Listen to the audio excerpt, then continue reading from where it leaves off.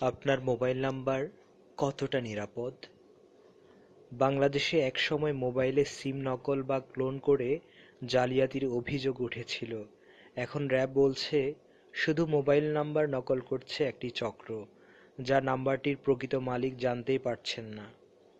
তাহলে এখন কি মোবাইল নাম্বারও নিরাপদ নয়? সাম্প্রতিককালে সরকারি কয়েকজন কর্মকর্তার মোবাইল নাম্বার থেকে কল যায় বিভিন্ন নম্বরে। অফার দেয়া হয় টাকার বিনিময়ে নানা সুবিধার। কেউ কেউ টাকা দিয়ে প্রতারিত হয়েছেন, আবার কারো কারো মনে বিষয়টি নিয়ে সন্দেহেরও জন্ম দেয়।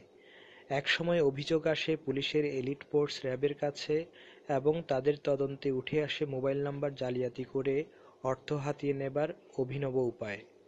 র্যাব-৪-এর অধিনায়ক বলেছেন, এ ধরনের জালিয়াতির সাথে জড়িত ১৪ জনকে সহায়ক নানা উপকরণ সহ আটক করেছেন তারা।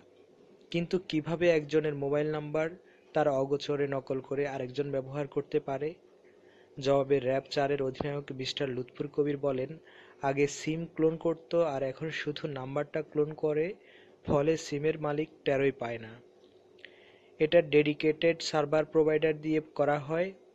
আমেরিকা হয়ে বাংলাদেশের গেটওয়ে দিয়ে এই নকল নাম্বার দিয়ে কল বাংলাদেশে ঢুকে।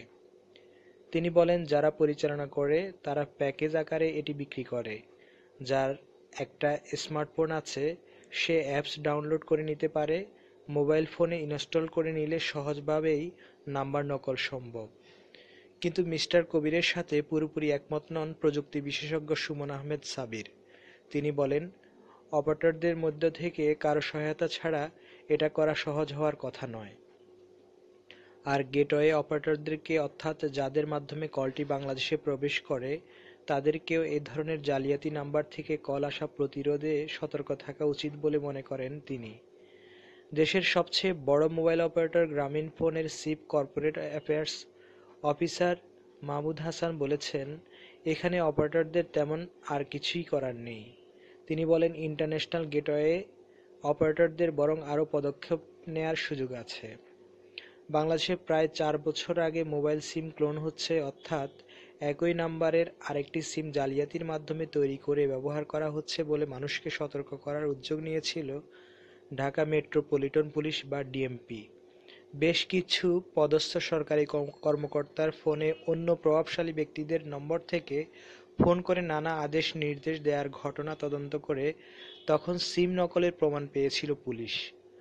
অপারেটর ও বিশেষজ্ঞসহ এ খাতের অনেকেই মনে করেন, অ্যাপস বা সফটওয়্যার ব্যবহার করে সিমের মতো মোবাইল নাম্বার নকল প্রতিরোধে মূল ভূমিকা রাখতে হবে আইনশৃঙ্খলা রক্ষাকারী বাহিনীকেই। আর তাদের এটি করতে হবে নিয়ন্ত্রক সংস্থা, মোবাইল অপারেটর ও ইন্টারন্যাশনাল গেটওয়ে অপারেটর সহ সংশ্লিষ্ট সবার সমন্বিত সহায়তা নিয়েই। আর এটি করা সম্ভব হলেই নিরাপদ থাকবে মোবাইল নাম্বারগুলো, বন্ধ হবে নিজের অগোচরে মোবাইল নাম্বার অন্যের ব্যবহারের সুযোগ। আপনার মোবাইল নাম্বার কতটা নিরাপদ?